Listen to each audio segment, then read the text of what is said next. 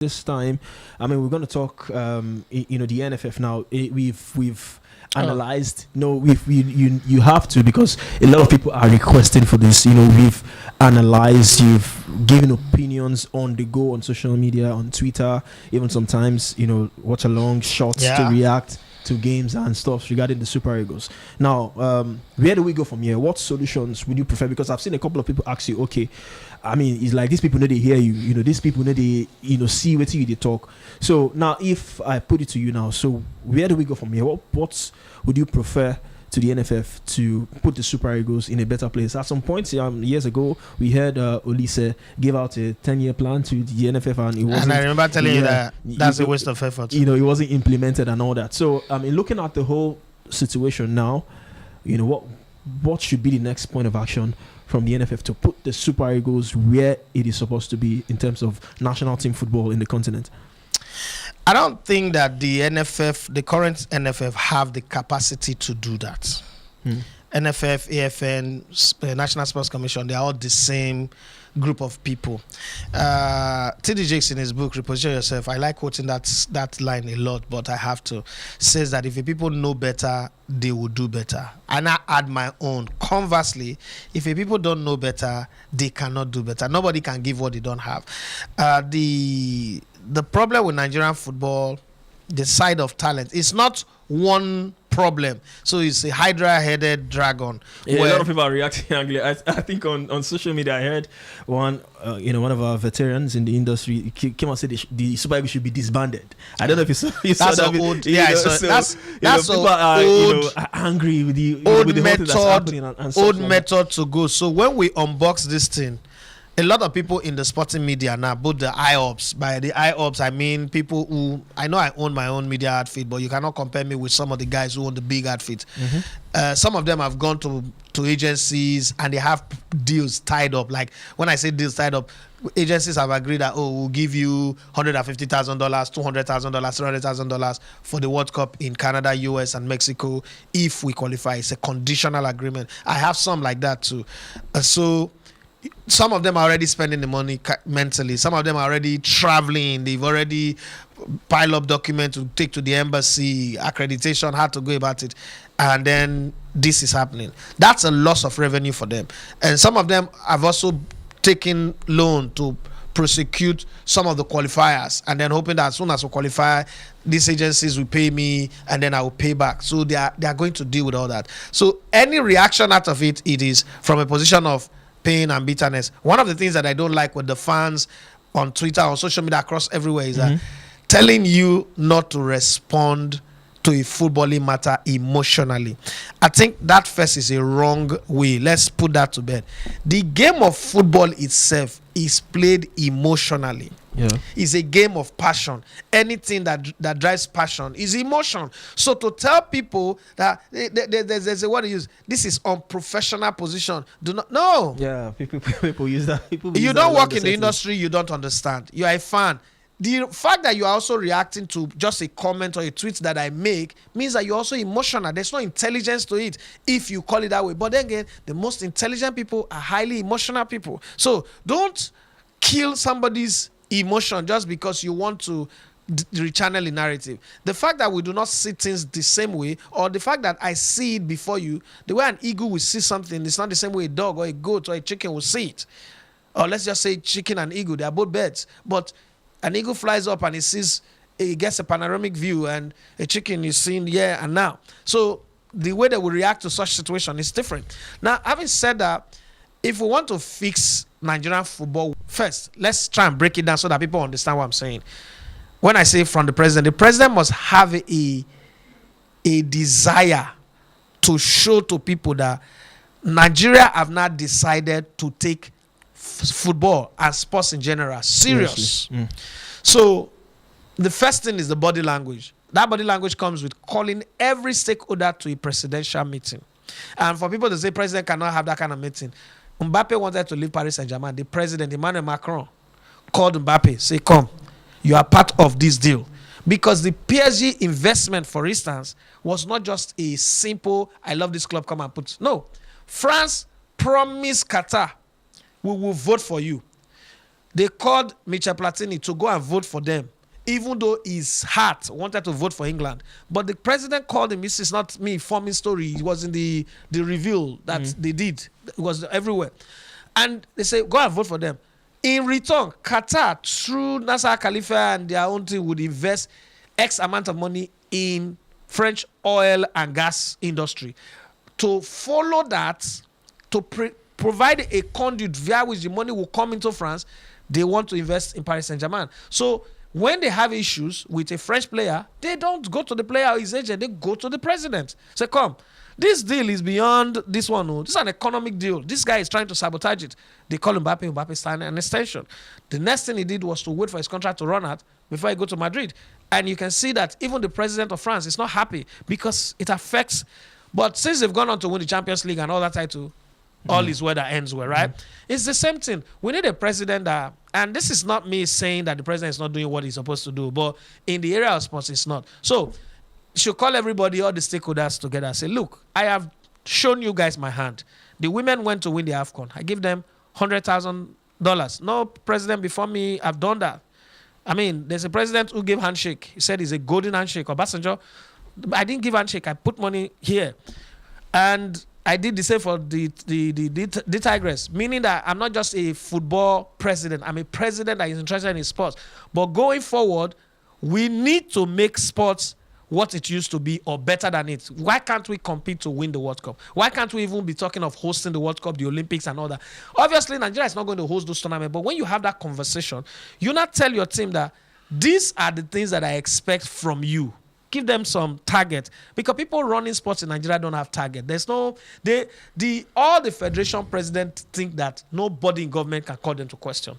But then when they want to go, even supporters club fans who need the government to give them money. When they want to go to tournament, they not need government money. You want government money, but you don't want government oversight. No, it's not going to happen. So when they call them and say, okay, where do we go from here? Your technical heads. I'm sure there's somebody in that room that will say, Baba, what we need is, for athletics and other sports, we need to be producing our own talent. That means we must invest heavily on our educational sector. Because all these are talent that we produce from the US and abroad. Now school, they produce them. So let's do the same thing. Let's set up our school system in such a way that schools can produce the best athletes that have represented Nigeria and want us go, the NFL Godobong and the rest of them, Fasugba and the rest of them, they school here. So let's bring back those things. Whatever we can do to bring another athletics competition like the mobile track and field, let's bring it back. Then come to football, where your question resides. Let's focus on building our league.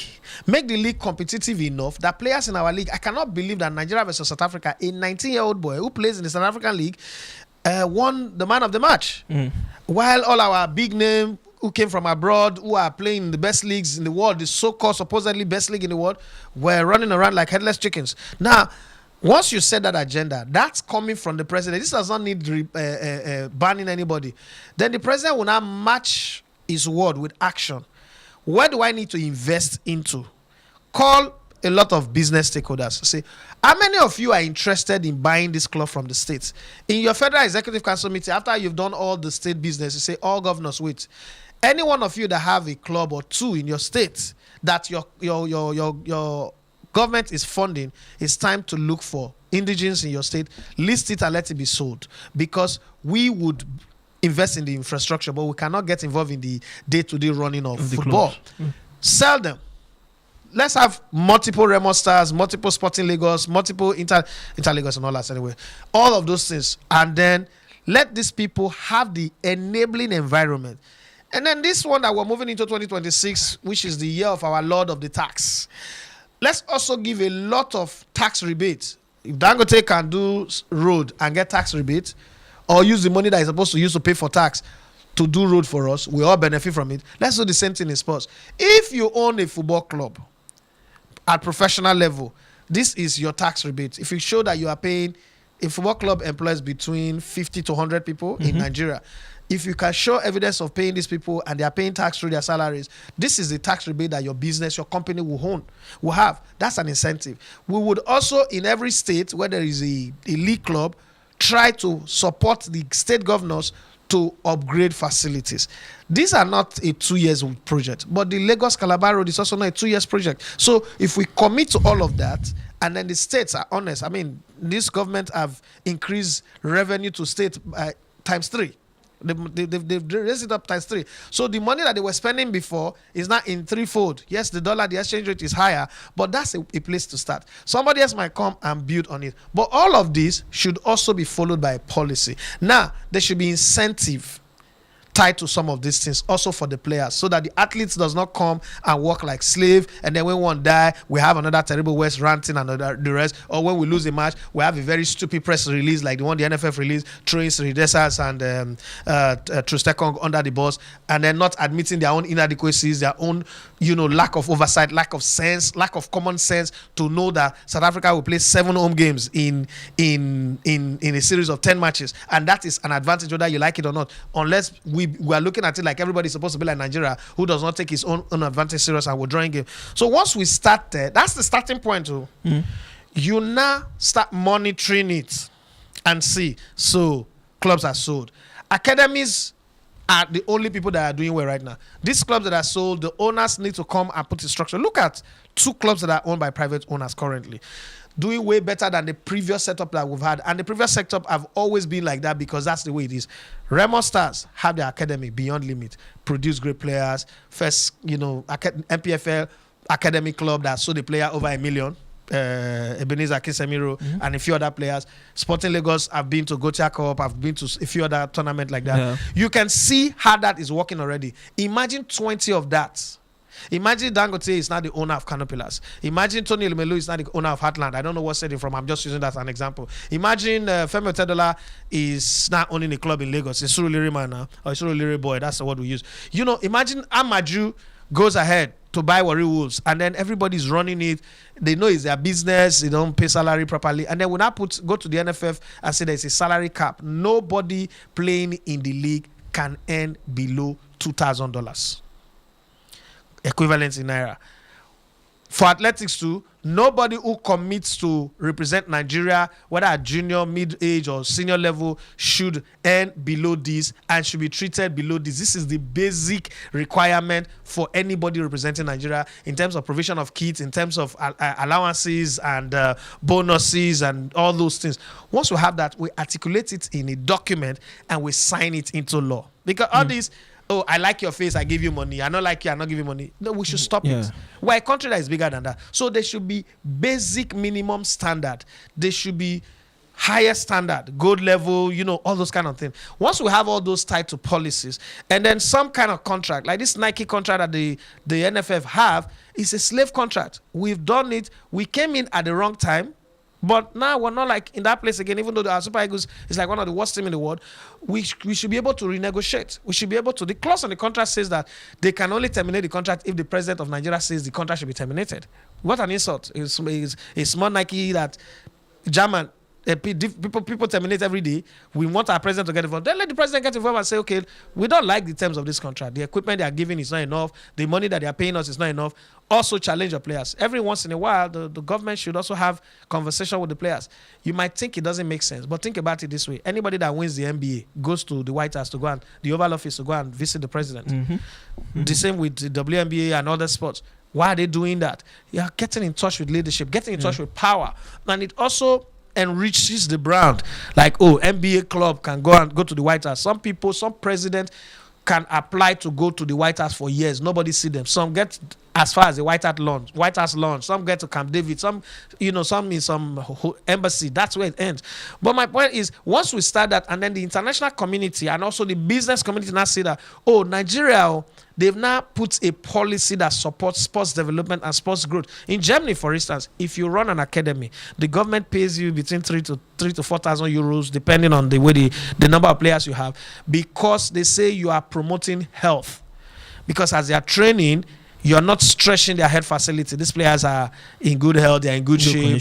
You understand? So you get paid. But go and check if Box to Box get paid, if 36 Lion get paid, if Danas FC get paid. All of these academies in Lagos, Abuja, Kaduna, everywhere in Nigeria, if they get paid. But these guys, put between 30 to 50 players in their camp, train them every year, and they're not sure of selling any player. So what's the incentive to even help develop these players? So all of those things must come to play. It must be a serious conversation. While we are doing that, then the NSC, the National Sports Commission, now roll out a coaching training program. The ones that we cannot do with the NIS, we can do partnership with countries that we have good bilateral relationship. I'm not trying to sound like I'm a Jupinik, but good relationship with. I would say, let us send our coaches for exchange program. As a coach, that the caveat to it is you must have an NIS certificate before government can give you that scholarship. You apply for it. You would also agree to work in secondment to 1 or 2 academy over the course of 2 years. So if we pay, maybe we spend $10,000 to $50,000 or euros to your flight, your accommodation, feeding, and training costs, training fees within this period of maybe 1 year or 2 years, you will come back and serve. Use your knowledge to also improve the system. And I think if we do that, I'm not saying it's a guaranteed success, we will go from point A to point B. We'll move the eye of the needle. And then your pata of the investment. Now, this I've been talking about league of the national team. It is about time the Super Eagles have a home. Saying national stadium, that's not a home. Abuja Stadium is not a home. England have St. George's Park. Leon Balogun mentioned this and we almost killed him. Every other country have a place where they say this is national invite to. France have Clermont. Italians have their own. Everybody have their own. Brazil, we saw a documentary of their own. It's not a place where any Tom, Dick, and Harry content creator. I'm one content creator too, but I am not a guy who thinks that I should overstep my boundaries. If there is no need for it, I wouldn't do it. So, one, the NFF will even be the ones investing the content. Yeah, creating their own turning content, it into money. It will be now a content mining thing for them. They will create a media unit. Not this one that Ademola Alajiri will just unilaterally just say something like it's a dictatorship. They will have a media unit. Those people in charge of giving accreditation, that's their job. The people in charge of doing interview, pure good quality interview from the arrival of the team to their getting into their swimming pools and all those things, they'll be there. And then when it's match day, okay, journalists come for pre-match press meeting, and then they also have that 15 minutes that we normally get during their training, and then the 1 day or 2 days media parley. After that one, all the other content is invested by the NFF, and there is more traffic there. They have their website that generate traffic and generate money. It's something that can be done. And once the NFF is getting it right on their side, the league is getting right on their side, to go play in Europe will now become an optional thing. If I know that my minimum earning in Nigerian league is $3,000, meaning that I can earn up to $5,000 to $10,000, I'll tell you for free, nobody's interested in all these $400,000 that also turn up to be audio money, because majority of them are. Well, I mean, when Celestine Bayer was playing for Chelsea, everybody thought he was earning the whole world. I don't think he's that rich right now. And same for Victor Kweba, same for Amokachi, same for Terrible West, same for everybody. Today, they are all complaining of abandonment. I don't think you'll be so rich and you'll still be complaining about abandonment. Something must be wrong, right? So, but if you have that kind of earning in Nigeria, going to Europe, just like the Egyptians, just like the South Africans, it's not like they don't go to Europe, but it's not their primary deal. Like from an academy, I just want to go to Europe and play in any position they say I should play for as long as they pay. No. If I can feed my family, I can drive a good car, I can pay for my accommodation. Bro, that league will be a catalyst. The banking sector will improve. Do you know how many cars people will buy and pay in structured installment? You know how many houses people will buy and pay in structured installment, and then other businesses that will thrive off a great league. So those are the things that we need to do. And to conclude, that's not something that will happen in 2 years.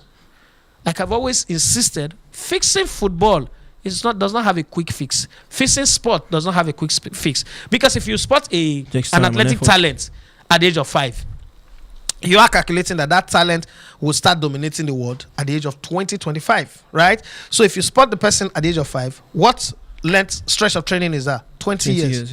That's not a quick fix to it. If you want to train a tennis star that will conquer the world in 10, 15 years time, you start from when they are 5.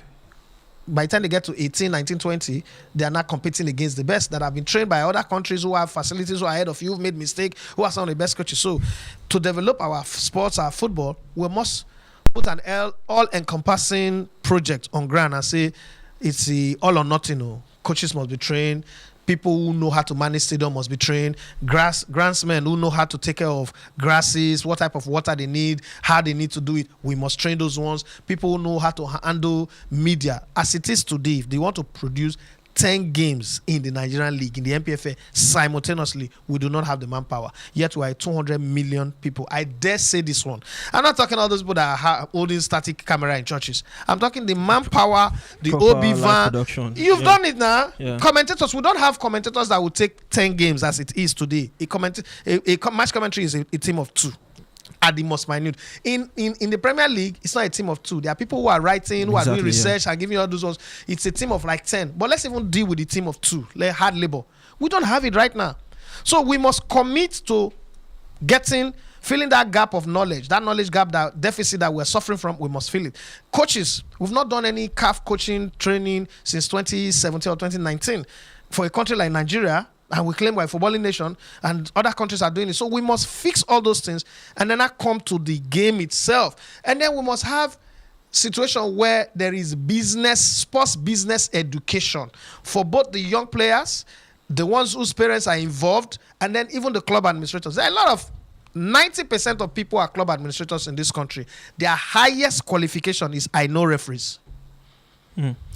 As in, I make both to say this. Their highest qualification is I have contact of referees. I know the referees president, the president of the referees association. That's the highest qualification. People who are called club chairman, team manager. I know this one will bring a lot of enemies. People will hate me for this. But let's call it spade a spade. I've been in this industry long enough to people know that this I'm saying is true. Even some coaches, the only grounds upon which they get employed is how many referees you know. That would be nice to us if we employ you. Which referee you don't offend? How many people you don't offend? People like Mama and Mapaka, but that's why he didn't get the job for a very long time, because he speaks his mind. So I know this one will make referees robbers. We go relegate because of him. So we're not concerned about his ability to coach. We're concerned about the referees he has offended. So all of those things needs to change, and we also need sponsors, to come into the league, coming into taking heavy responsibilities, and obviously we'll get there. But if you say disband the Super Eagles, you cannot disband the Super Eagles. If you take away all these players, the Super Eagles will be losing 7-0, 20-0 constantly. We will go to AFCON and I'll get knocked out in the group stage. Yes, people will tell me Onigbide did this magic in 1984 and took unknown players to he did it again in 2002, took other Vincent Enyama. Vincent Enyama was the was a player playing for the biggest club in Nigeria at the time. Do you compare that Enyimba and this Enyimba now? Do they have the same standard, the same structure? Joseph Yobo was in that team. A whole lot of players, yes, Opagbomi, but the core of that team was a whole lot solid team. So you can't compare the two in any way. One of our most successful trench era of football was between 1990 and 2000. The reason why was because we won the Nations Cup in 94. We won Olympics. We won Japan on the 17 World Cup in 93. Won the Nations Cup in 94. Won the Olympic in 96. Even though we didn't go to the Nations Cup in 96 and 98, those pool of players were good enough. That's why we are so excited. Go back to the 1980 winning team. If you go back and see my interview with Tidowo Tubushi, you tell you they spend money to put 7 coaches together in the 6 geopolitical zone, and one in Lagos, Mafredona, and the rest of the Yugoslavian guys that came in, and they group players from everywhere. Go back to my interview with Christian Chukwutu, the same thing. And the harvesting of the best talent across Nigeria produced a silver or bronze medal winning team in Ethiopia in 76 and 78 in Ghana before we won the gold in 1980. So there is work done. That work is what we're not doing now. Between 1995 and now, we've gotten almost 30 coaches coach the Super Eagles of Nigeria. Is that normal? It's not normal. That's just for football. And then if athletics, that one is hellfire already. That's a place where people, they are now vampires. They deliberately destroy themselves. Nigerians officials are hustling they are more interested in visas for their friends and their cronies than athletes representing the country. So it's a crazy conversation. But disbanding, we've done too many disbanding. It's not going to work. Let's put a structure in place. Disbanding is not a policy. It's neither a structure. Disbanding is just a word you use. And then over time, name one set of players where they're not disbanded for Nigeria. Other Stevie Keshi, they're not disbanded them. They still call them back. Other Okocha, they disbanded them in 2002, Patrick Ekeji. Not being come out to Lise and Finidi. eventually they bring a coach back and give him captain Samba. Where are we going with the word disbanding? We don't be people. Nations have grown that. We should set structures in place so that our expectation will not be based on our investment. The reason why I expect that this YouTube channel would eventually succeed and be paying me is because of what I've put in. You understand? If I'm not putting anything, I'm putting content anytime I like, I do not have expectation. I'll go Nigeria that I go work for Escravos. It's that simple. So we need to put in the investment, and then in return, say because we put in 1 billion, we expect this. Why is anybody not expecting Brighton to win the league? Because they're not investing like Arsenal. Everybody's saying Arteta has spent almost 976 million pounds or 1 billion. Let's put it 1 billion pounds. Approximately, yeah. That's the reason why everybody now say you must win the league. After Wenger went for 12 years, didn't compete for the league, was going. People were he was signing Sandoros, all those cliche and the rest. Nobody was expecting him to win the title. So top 4 is good. Now a coach is making second 3 consecutive seasons and they say it's failure. You see the difference because of investment. To whom much is given, much is expected. So if we invest, we can get angry. We can't get angry with players that other people groom. No, we can't. That's why when you mentioned that the Super Eagles having a new home, I think there's a little progress in that regard. I think the NFF put out something one time that the FIFA funds have been approved. Say they put out an illustration that project is ongoing. So wait to see how that one comes alive. Wait to see how. Do that you one think that the NFF is building something and you're not seeing pictures, you're not seeing videos? This NFF that can build, not ghost to be that now. Well, we just want to believe because they put it out there. No, I can't believe something. No. We don't just want to believe. I understand. Is where we get it wrong. You cannot just want to believe. You have to believe something that. Where is the site? Where's the location? True. What are you building? Anybody can do animation, illustration. You know how many 3D design of my studio I don't do for my head. I don't even pay people to do for me.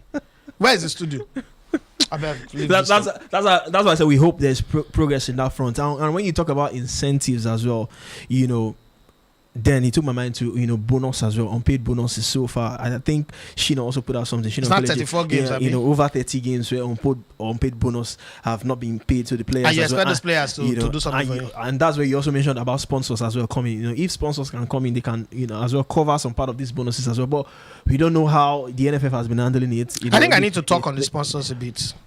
You can. Sponsors function in a corporate space. So in a corporate space, they are structure. If they put out money, whether people say is their CSR money, expectations are tied to that money. The guy in the office who came to justify why the company should spend that money, in the case of the last sponsorship of Coca-Cola to the league, to the NFF, is $5 million. Coca-Cola, that person will say, Coca-Cola will use, for these 4 years that we have this $5 million relationship with them, we will use the NFF players and their matches to promote our work. Now, when that contract was on, all the activation, I also blame Coca-Cola because Coca-Cola did not do activation on their own. But all the required, like the interviews, the pictures that they're supposed to get, the NFF did not create room for it to happen. So they paid money, but they did not get value for their money. That in and itself is a problem, and that happens with a lot of other sponsors. So it's how they say that James Singer sang a song, they say first cut is the deepest, right? And then how motivational speakers or business mentors will tell you never have a second chance to make a first impression. If I do business with you first time and it didn't go well, and I do back a recap, or as a word that they use in FBI or CIA, and I try to recap everything, I find out that the reason why this thing did not move is all your fault. We made all the effort, we made the money available, we have a team to do all the interviews, but you didn't play your part. I won't come back. That's the problem. Look at the Premier League, for instance. When you watch the Premier League is an education. I don't really look at, if I want to watch football for techniques and tactics, I watch the La Liga. If I want to watch, even as bad as the Serie A have been, I watch the Serie A or the German Bundesliga. But if I want to watch a commercial product, a commercial entity, it's the Premier League. I spend one whole month watching the Premier League, and I could get a PhD degree from it. Now, let me explain that to you. When Rupert Murdoch, the owner of Sky Sports, put his money on the Premier League, and that's the giant that make the Premier League good. The English football is not a sweet football. They didn't just take the right to broadcast the league and show it to their customers or their extended partners. They took the rights of the entire IP of the league. And that's why when you're watching matches at halftime, you will see interviews with key players of the league. They show you legends, their game, their interviews, and then they show you their clip, mix it up with it. That's subliminal marketing.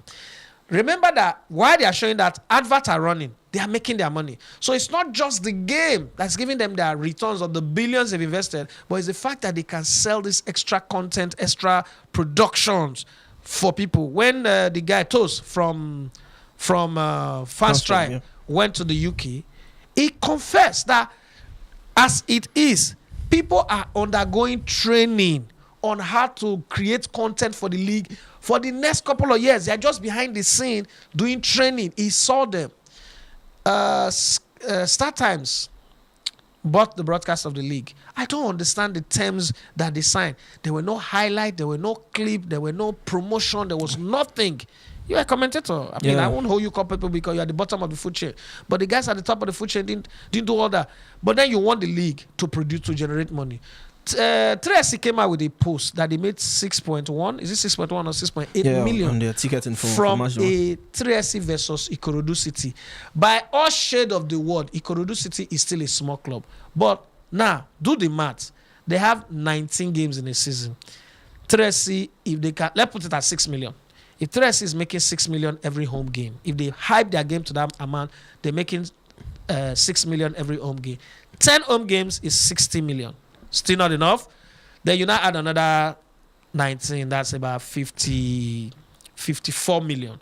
So plus or minus, that's about 120 million. Yeah, only from their home matches. Like over 100 million from their home matches if they can push it well. So take it to 20 clubs. Let's say 20 clubs do that. Not everybody is 3SC, but I mean, Canopilas can do more. Enyimba can do more. So just look at that for a minute. For those people who always say that the league cannot generate money, that's money. And we're not adding the value of what it costs the people who are selling drinks, beverages in and around the stadium, the amala joints. Because if you can't go to Ibadan without going to look for amala to eat now. We went to Ibadan. We went to look for it. You have to eat amala. All of those joints. Nobody's talking about the accommodation that the hospitality people, the money they will make. If I press a button on the internet, I would see all those details from the English Premier League. What the government make in tax, what they make in employment and all that. So all of those things are the things that we need to start putting at. What Tracy did, I was very happy. I was excited to see it. Excited to see Honorable Ake Alabi in the stadium. He made a post that Tracy and Man United would not kill him. And I saw a video of him at Manchester United, Old Trafford, a picture of him at the Adamasileka Salami Stadium. I was very excited. Now let's have a lot of those kind of moments, a lot of those kind of things coming out. Thanks to Toby because it's there that we're having all this. So just think about it that maybe this money has been coming since some people have been eating it. So if we start getting accountable, the business community again will not trust the league, the system, and say, okay, let's put money. NFF does not do proper accounting. We don't know how they get their money, what they do with the money. FIFA money comes in, which is their money anyway. So I'm not even saying call it FIFA. It's their share of the global football ecosystem money. So they collect it. We don't know what they do with it. Government also provide money. We don't know what they do with it. Yes, it's very, very small. But it's not when you explain what you do with the little that will make somebody say, man, we need to give them more. If they can do such with such little, let's give them more and see what comes out of it. Because only government can offer sports. Sports is a very expensive business venture that is not instantly profitable. So we must get all these things right. And, with time, the harvest will definitely come. You don't plant the Chinese bamboo this year and expect harvest the next year. Well, still on the NFF, beautiful thoughts laid down there for those of you who've been asking, okay, what can you propose to the NFF that they should do to salvage Nigerian football? You've heard from him, you've heard from the horse's mouth. So we hope that these are being implemented. Like you said, it's no mean feat. It's going to take years for this thing to come to fruition if eventually it gets to be implemented.